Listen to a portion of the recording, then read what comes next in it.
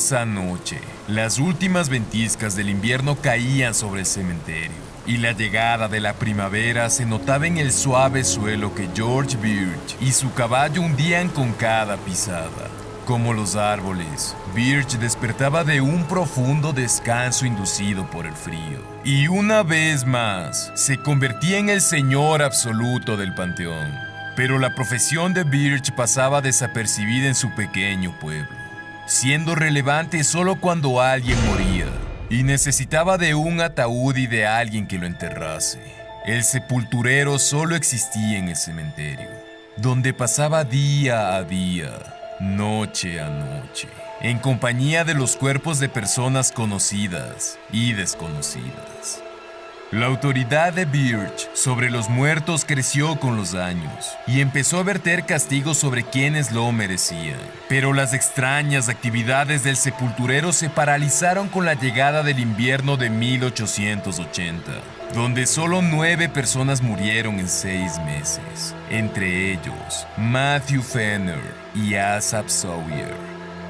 Aunque el invierno había congelado lo que motivaba a Birch a cumplir su trabajo, haciendo que el cementerio y sus estructuras también cediesen ante el frío como él, el sepulturero salía de su pozo de conformismo cuando alguien necesitaba un ataúd. Matthew Fenner había sido amable con Birch cuando él era niño, por lo que el trato hacia el pequeño anciano fue cortés, colocándolo con cuidado en el ataúd, cuidando cada detalle para que Matthew estuviese cómodo. Pero al final algo no lo convenció. Era el ataúd. No era digno de alguien tan bueno como Matthew Fenner.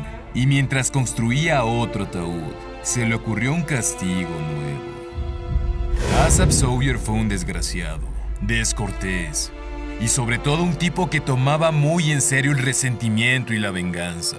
Birch maltrató el cadáver del viejo y luchó con su cuerpo obeso para colocarlo en su contenedor. Y ni siquiera las largas piernas del difunto fueron rival para que Birch introdujera a Sawyer en el pequeño ataúd de Matthew Fenner.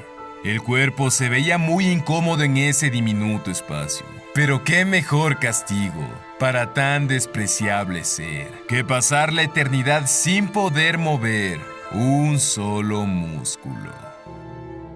Birch debía retomar todas las actividades paralizadas por las nevadas. Y además de Sawyer y Fenner, en la cripta guardaban 7 cuerpos más para ser enterrados. Decidió que esa noche reuniría a los 9 muertos en la cripta y los dejaría listos para ser enterrados en la mañana.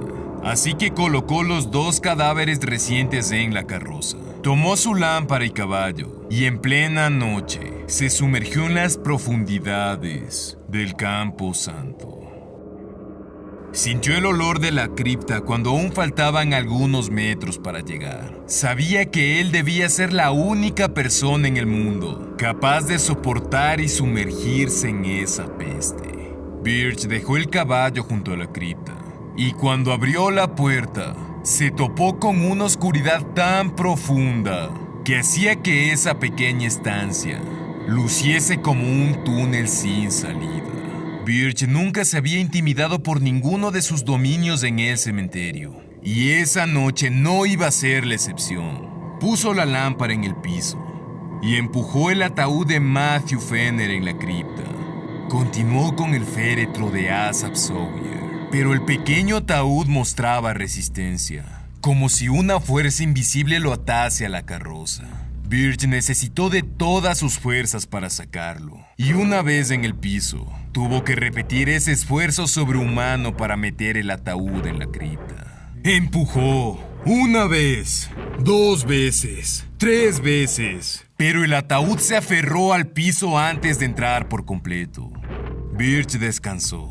Disfrutó del aire que enfrió el sudor de su frente. Volvió a agacharse. Concentró todas sus fuerzas y contó hasta 3. Empujó, empujó y empujó. Y el ataúd entró a la cripta junto con Birch, quien cayó al lado del féretro de forma violenta. Una nueva brisa refrescó su frente.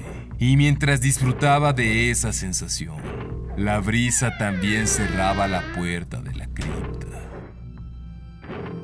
Birch tardó unos minutos en tomar valor para ponerse de pie y empezar a tantear en la oscuridad, hasta que por fin vio una pequeña muestra de luz que entraba por un pequeño orificio arriba de la puerta.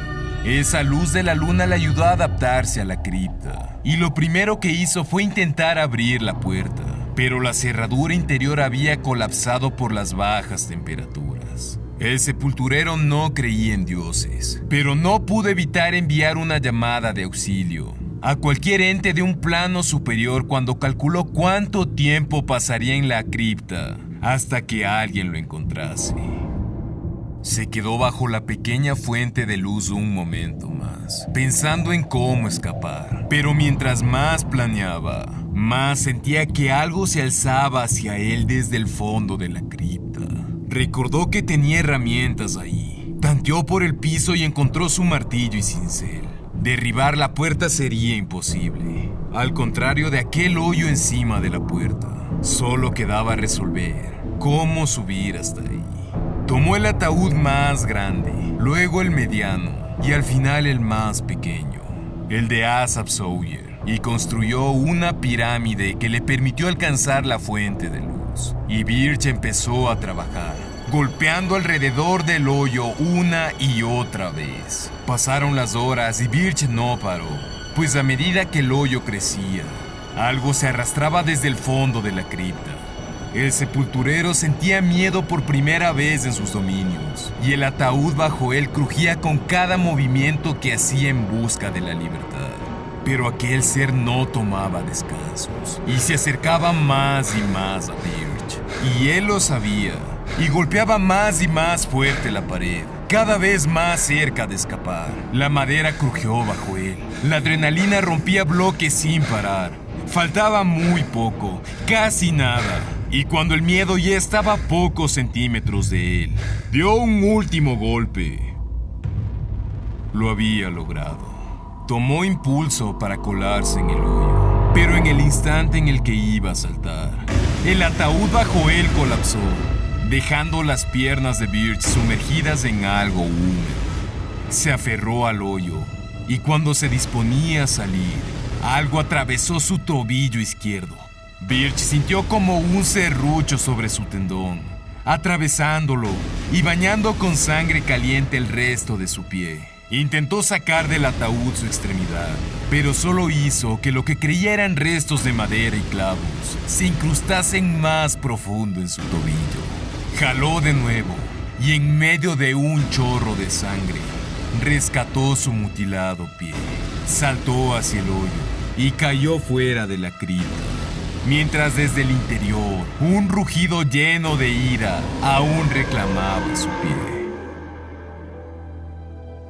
George Birch llegó antes del amanecer donde el guardia que cuidaba la entrada del cementerio, en medio de convulsiones y balbuceos inentendibles. De inmediato el guardia lo llevó con el médico del pueblo, quien se horrorizó por las heridas del tobillo, que parecía haber sido atacado por alguien que quería arrancárselo a mordidas. Y que casi lo había logrado, pues el tendón había sido cortado.